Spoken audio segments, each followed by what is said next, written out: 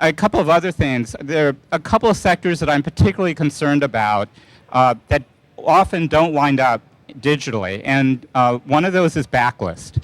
The focus is always on front list. These are the selling titles. We need to get them out in the market. But often, backlist titles that were high selling or had high worth for readers also deserve digitization and deserve to be out in the distributors and at the retailers. And please think about, how do you get the backlist committed into digital? Do you have the files? Can you partner with local libraries or national libraries to get those titles digitized?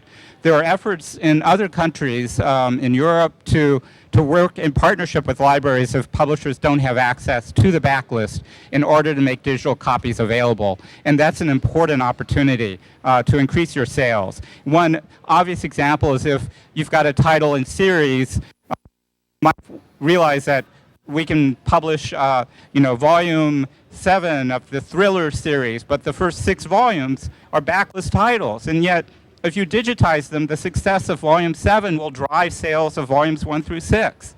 So I think this is a really useful thing to try to bear in mind. The last thing that I would note is, often what we see when digitization starts to proceed in a national market is that the larger publishers tend to rise first, as well as some small new generation digital presses. But what that leaves behind are the smaller presses that often serve particular markets, literary or niche markets, and it's very important for small publishers to be part of this conversation too. And trying to figure out on a national basis how to provide assistance to small publishers, or at an industry level, how do you provide assistance to small publishers to get their titles digitized and in the hands of distributors like Librando is very important.